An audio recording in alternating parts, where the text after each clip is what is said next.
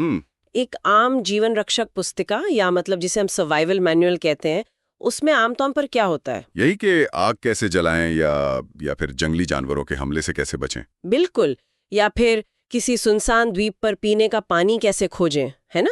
मतलब ये सब कुछ प्रकृति की भौतिक चुनौतियों से निपटने के इर्द गिर्द घूमता है। हाँ, आमतौर पर सर्वाइवल का मतलब यही समझा जाता है। लेकिन आज के इस गहन अध्ययन में हम जिस प्राचीन स्रोत पर चर्चा कर रहे हैं, वो एक बहुत ही अलग और सच कहूं तो काफी दिलचस्प तर्क पेश करता है। और वो तर्क यह है कि सबसे खतरनाक जंगल कोई भौतिक जंगल नहीं है जी, बल्कि वो मानव समाज है जिसमें हम हर दिन रहते हैं। सही कहा। तो आज के हमारे इस विश्लेषण में हम जिस स्रोत सामग्री के पन्नों को पलट रहे हैं, वो राजनीति समुच्चय के प्रथम अध्याय के पहले 17 श्लोकों पर आधारित है। और ये एक ऐसा ग्रंथ है जो व्यावहारिक नीति और कूटनीति का एक बहुत ही शानदार संग्रह है। बिल्कुल। इसकी शुरुआत भगवान विष्णु को प्रणाम करने से होती है, जो तीनों लोकों के स्वामी माने गए हैं।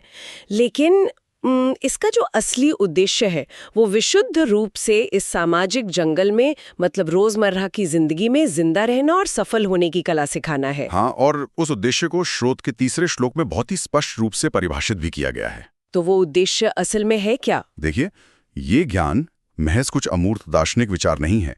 इसका सीधा लक्ष्य ये समझाना है कि धर्म क्या है, जीवन में क्या करने योग्य है यानी कार्य क्या है, और क्या नहीं करने योग्य है यानी अकार्य क्या है। मतलब शुभ और अशुभ के बीच की जो बारीक रेखा है उसे पहचानना ही इसका मूल उद्देश्य है। एकदम सही। और यहाँ तक दावा किया गया है कि जो व्यक्ति इन सिद्धांतों को गहराई से समझ लेता है उसे सर्वज्ञता प्राप्त हो जाती है। सर्वज्ञता। ये शब्द तो काफी भारी लगता है। मतलब सब कुछ जानने वाला। लेकिन सर्वज्ञता का अर्थ यहाँ कोई जादुई शक्ति नहीं है। ये मानव व्यवहार और समाज के काम करने के तरीके को इतने स्पष्ट रूप से देखने की क्षमता है कि कुछ भी आपसे छिपा ना रहे। ये तो काफी व्यवहारिक दृष्टिकोण लगता है। मतलब सर्वज्ञता का अर्थ यहाँ एक तरह के पैटर्न रिकॉग्निशन से है ना? बिल्कुल।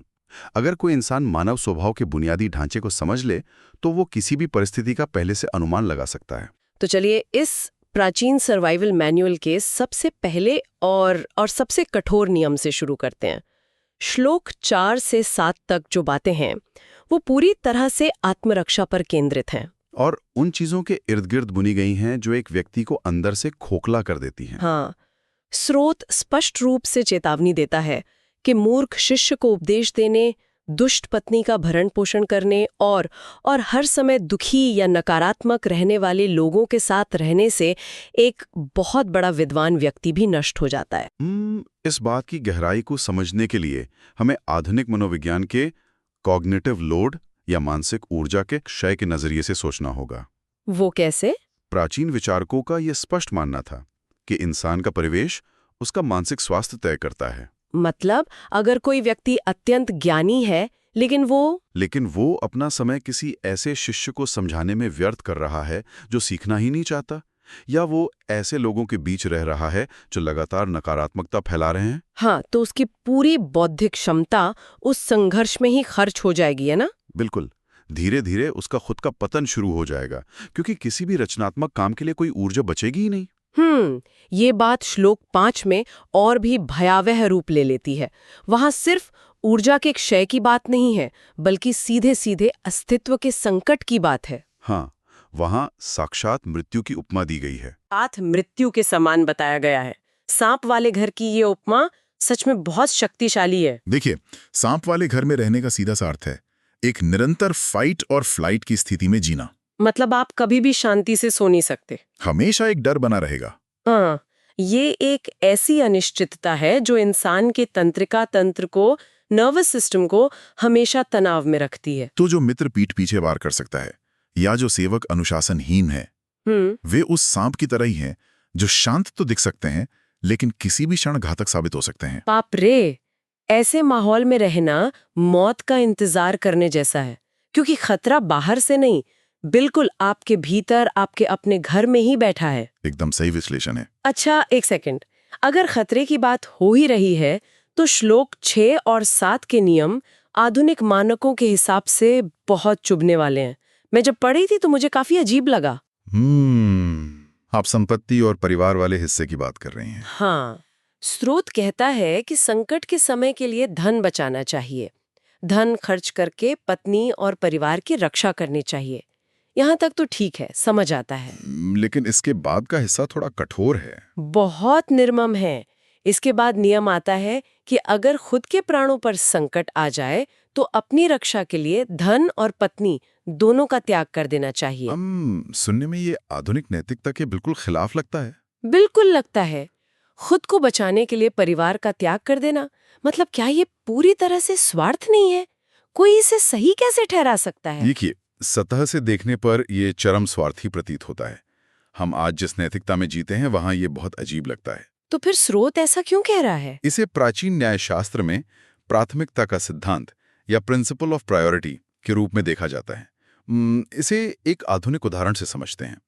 हवाई जहाज में आपातकाल के समय क्या घोषणा की जाती है? यही कि दूसरों की मदद करने से पहले अपना ऑक्सीजन मास्क खुद पहने। बिल्कुल।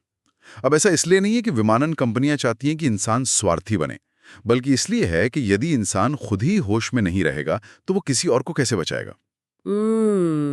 समझ गई। मतलब अगर धुरी ही टूट गई तो पहिया कैसे घूमेगा? एकदम सटीक बात कही आपने। यदि व्यक्ति का अस्तित्व ही समाप्त हो गया, यदि वो स्वयं ही सक्षम या जीवित नहीं रहा, तो परिवार की रक्षा आखिर करेगा कौन? तो ये भावनाओं को किनारे रख कर लिया गया एक विशुद्ध रणनीतिक निर्णय है। हाँ, और श्लोक 7 इसमें एक और परत जोड़ता है, जहां यह बताया गया है कि केवल धन के भरोसे भी नहीं रहा जा सकता। क्योंकि धन यानी लक्ष्मी को अत्यंत चंचल माना गया है ना? बिल्कुल। भारी मात्रा में जमा किया गया धन भी किसी राजनीतिक उथल-पुथल या प्राकृतिक आपदा में एक झटके में नष्ट हो सकता है। तो अंततः जो अंतिम रक्षा पंक्ति है वो केवल और केवल अपना जीवन और अपना सामर्थ्य ही है। सही। ये बहुत ही कठोर लेकिन तार्किक यथार्थ है। खैर, अगर आत्मरक्षा पहला नियम है तो उस रक्षा को सुनिश्चित करने के लिए अगला कदम ये चुनना होगा कि रहा कहाँ जाए। परिवेश का चुनाव। हाँ, अगर सांप वाला घर जानलेवा है तो एक सुरक्षित शहर के मानक क्या हैं? श्लोक 8, 9 और 10 प्राचीन काल का एक बहुत ही विस्तृत लिवेबिलिटी इंडेक्स हमारे सामने रखते हैं। और ये इंडेक्स आज के समय में भी उतना ही प्रासंगिक है। बिल्कुल। श्लोक 8 की शर्तें देखिए। उस स्थान पर नहीं रहना चाहिए जहां सम्मान न हो, आजीविका न हो, कोई मित्र न हो और विद्या प्राप्त करने का कोई साधन न हो। मतलब ये तो आज के माइग्रेशन या प्रवासन के कारणों से बिल्कुल मेल खाता है। लोग इन्हीं चीजों के लिए तो शहर बदलते हैं। सही कहा। मानव सभ्यता की बुनियादी जरूरतें हजारों सालों में नहीं बदली हैं। सम्मान यानी सामाजिक सुरक्षा, आजीविका यानी आर्थिक सुरक्षा, मित्र यानी भावनात्मक सुरक्षा और विद्या यानी भविष्य के विकास की सुरक्षा। जहां ये चारों नहीं है वहां रुकना अपने भविष्य को मारने के समान है। लेकिन श्लोक 9 इसे एक एक वृहद आर्थिक और प्रशासनिक मॉडल में बदल देता है। यह उन 5 स्तंभों की बात करता है जिनके बिना कोई शहर शहर नहीं है। धनिक, श्रोत्रिय, राजा, नदी और वैद। हाँ, और अगर हम इसे डिकोड करें तो धनिक यानी मजबूत अर्थव्यवस्था या पूंजीपति, श्रोत्रिय यानी वेद जानने वाला विद्वान जिसे हम आज की शिक्षा प्रणाली या रिसर्च कह सकते हैं, और राजा का मतलब है एक सुदृढ़ कानून व्यवस्था। बिल्कुल। नदी यानी प्राकृतिक संसाधन और सप्लाई चेन, और वैद्य यानी हेल्थ केयर।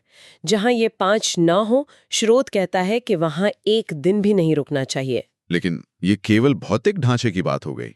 केवल इतना ही काफी नहीं है ना? हाँ, श्लोक 10 समाज के अमूर्त चरित्र की बात करता है और मुझे लगता है यहीं पर ये विश्लेषण सबसे गहरा हो जाता है। बिल्कुल।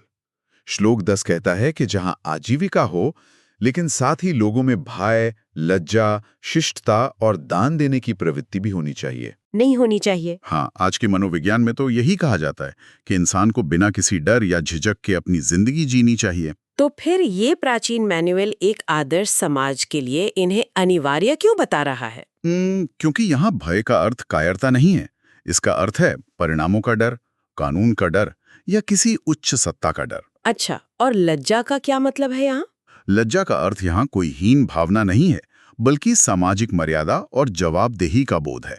मतलब जरा सोचिए, एक ऐसे समाज की कल्पना करें जहां अर्थव्यवस्था बहुत मजबूत है, अस्पताल बेहतरीन है, लेकिन वहां के लोगों में गलत काम करने को लेकर कोई लज्जा नहीं बची है। हाँ, और कानून तोड़ने का कोई भय नहीं है, तो वो समझ रातों रात अराजकता में बदल जाएगा। बाप रे, ये तो सच है। बिना नैतिक सीमाओं और जवाबदेही के भौतिक समृद्धि केवल विनाश ही लाती है। ये सच में एक बहुत ही स्पष्ट करने वाला नजरिया है। बिल्कुल। शहर का ढांचा चाहे कितना भी आधुनिक हो, अगर समाज में मर्यादा की कमी है तो वो रहने लायक नहीं है। तो चलिए अब मान लेते हैं कि हम सही शहर में आ गए हैं, बुनियादी ढांचा मौजूद है और समाज भी मर्यादित है, लेकिन जब व्यक्तिगत स्तर पर लोगों से जुड़ने की बात आती है तो ये कैसे तय हो कि कौन भरोसेमंद है? यहाँ रिश्तों की क्रैश टेस्टिंग की बात आती है, जो श्लोक 11 और 12 में समझाई गई है। हाँ, सामान्य परिस्थितियों में तो हर व्यक्ति अच्छा लगता है, रिश्ते तब तक मधुर रहते हैं जब तक उन पर कोई भार नहीं पड़ता। लेकिन स्रोत कहता है कि रिश्तों की असली पहचान तनाव या स्ट्रेस के क्षणों में होती है। जैसे नौकर की परीक्षा तब होती है जब उसे किसी अत्यंत महत्वपूर्ण या नाजुक काम पर भेजा जाए, जहां वो अपनी मर्जी चला सकता हो। रिश्तेदारों की परीक्षा तब होती है जब इंसान पर कोई गंभीर संकट आ जाए। और मित्र की परीक्षा विपत्ति के समय, और पत्नी की परीक्षा तब होती है जब सारा धन नष्ट हो जाए। मतलब ये सब उन नाजुक क्षणों को चिन्हित कर रहे हैं जहां एक इंसान के स्वार्थ और उसकी वफादारी के बीच सीधा टकराव होता है। बिल्कुल। लेकिन श्लोक 12 में सच्चे मित्र की जो कसौटी दी गई है, वो मुझे बहुत ही गहन लगती है। वो जिसमें कहा गया है कि सच्चा मित्र वो है जो बीमारी में, अकाल पड़ने पर, शत्रु के आक्रमण के समय, राजद्वार में और शमशान घाट तक साथ खड़ा रहे। हाँ, वही। अब देखिए, अकाल और शत्रु का आक्रमण तो समझ में आता है, लेकिन ये राजद्वार और शमशान का उल्लेख बहुत विशिष्ट लगता है। राजद्वार का मतलब अदालत या कानूनी पचड़े से है ना? हाँ, राजद्वार यानी राजा का दरबार। प्राचीन समय में न्याय व्यवस्थाएं अक्सर राजा के मूड पर निर्भर करती थी।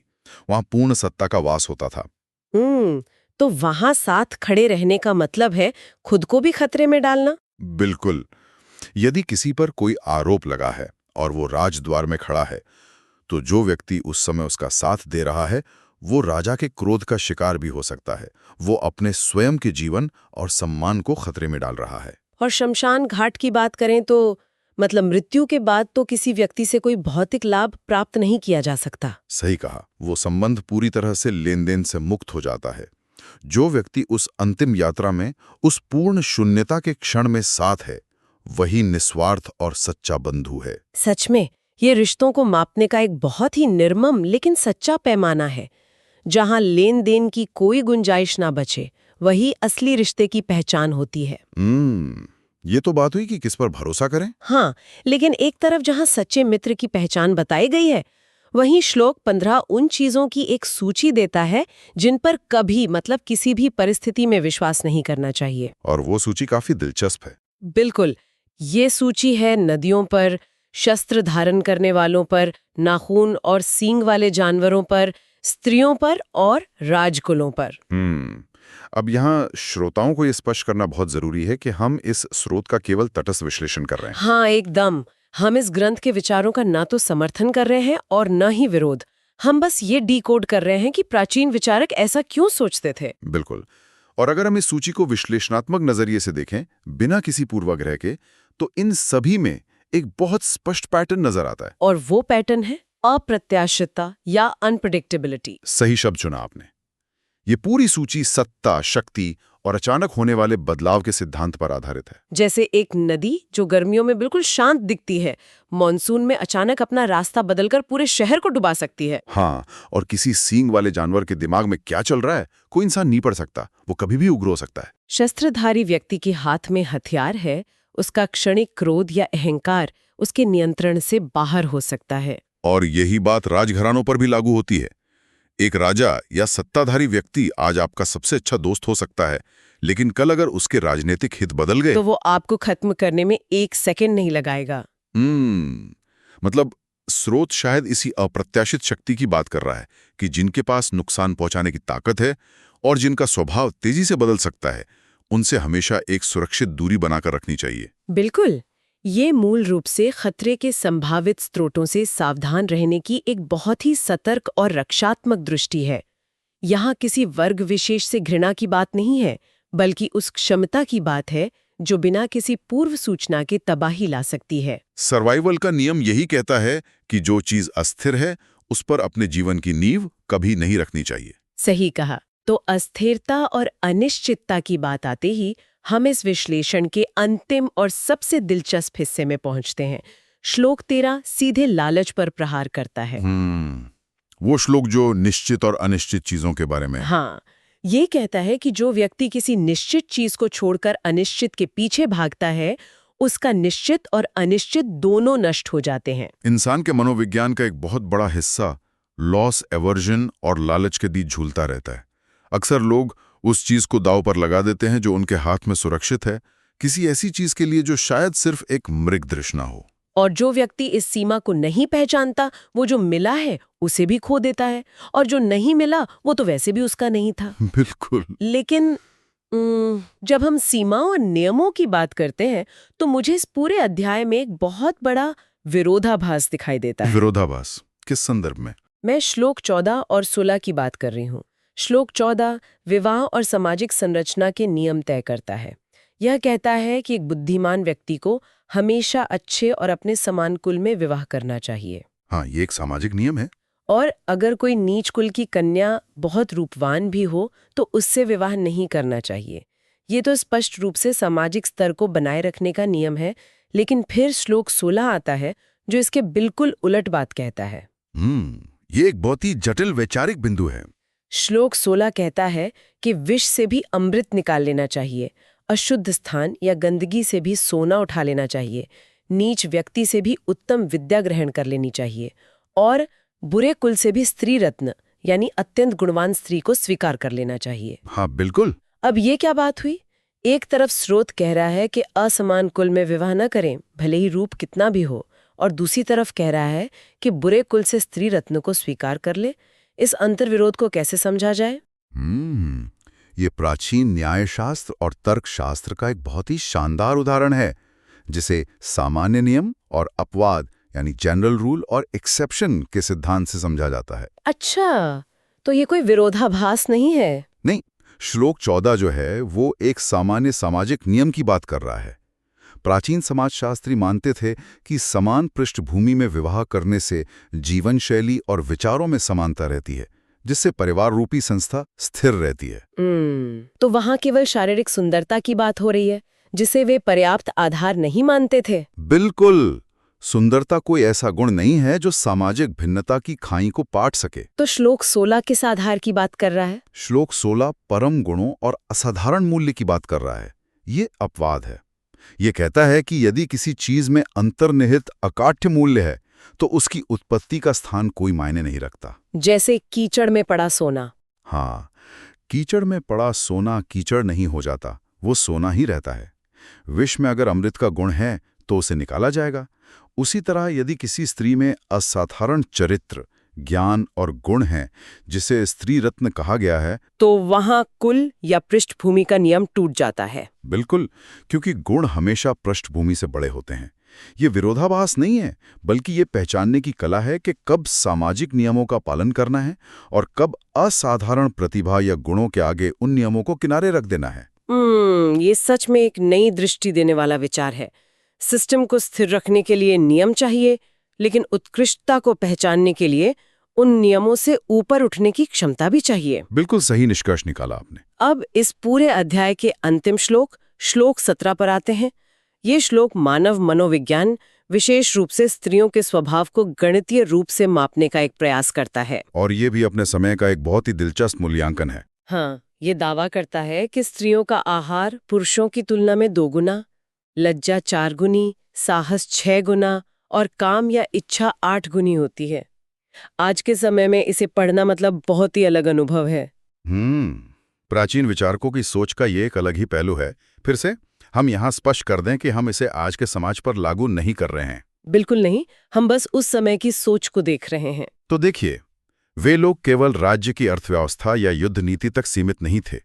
वे मानव प्रवृत्तियों, भावनाओं और आंतरिक शक्तियों को भी मापने और वर्गीकृत करने का प्रयास कर रहे थे। जैसे आज के आधुनिक मनोविज्ञान या साइकोमेट्रिक्स इंसानी व्यवहार के पैटर्न खोजती है। एकदम उसी तरह ये उसी दिशा में किया गया एक प्रारंभिक प्रयास था। वे ये मानते थे कि सामाजिक बंधनों और लज्जा के 4 गुना अधिक होने के कारण महिलाओं के भीतर मौजूद असीम साहस और इच्छाएं हमेशा सतह पर दिखाई नहीं देती। लेकिन आंतरिक रूप से वे पुरुषों की तुलना में कई गुना अधिक तीव्र होती हैं। हाँ, वे महिलाओं को एक बहुत ही शक्तिशाली और जटिल ऊर्जा के रूप में देख रहे थे।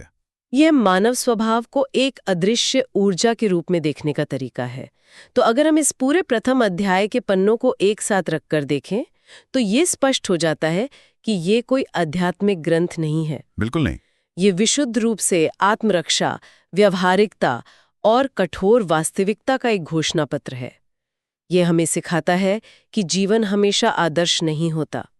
यहाँ भावनाओं से ऊपर बुद्धि, सतर्कता और जीवित रहने की कला को रखा गया है। और ये हमें ये भी सिखाता है कि समाज नाम के इस जंगल में इंसान के सबसे बड़े हथियार उसकी अपनी समझदारी, सही परिवेश का चुनाव और खतरों को उनके आने से पहले पहचानने की क्षमता ही है। सच में। तो इस विचार विमर्श को समाप्त करते हुए मैं वापस श्लोक 12 के उस परीक्षा वाले नियम पर आना चाहूंगी, जो सच्चे मित्र की परीक्षा के बारे में था। हाँ, हम आज एक ऐसी डिजिटल दुनिया में जी रहे हैं जहां कनेक्शन बनाना सबसे आसान काम है। हमारे पास सोशल मीडिया पर सैकड़ों, शायद हजारों फॉलोअर्स हैं। हम रोज एक दूसरे की आभासी जिंदगी का हिस्सा बनते हैं। लेकिन क्या वे रिश्ते असली हैं? यही तो बात है। इस 2000 साल पुराने ज्ञान के पैमाने पर जरा अपनी इस आधुनिक जिंदगी को तौल कर देखिए। क्या हम कभी अकाल, राजद्वार या उस शमशान वाली कसौटी पर इन आभासी रिश्तों को परखने की कल्पना भी करते हैं? ये तो बहुत ही गहरा सवाल है। ये प्राचीन ज्ञान हमें आज ये सोचने पर मजबूर कर देता है कि सुविधा के इस दौर में, जहां एक क्लिक से रिश्ते बनते और टूटते हैं, कहीं हमने ये पहचानने की वो बुनियादी क्षमता ही तो नहीं खो दी है कि असल में हमारा सच्चा बंधु कौन है? ये सोचने वाली बात है। इस सवाल को अपने साथ रखिए और इस पर विचार जरूर कीजिएगा। आज के इस गहन अध्ययन में बस इतना है।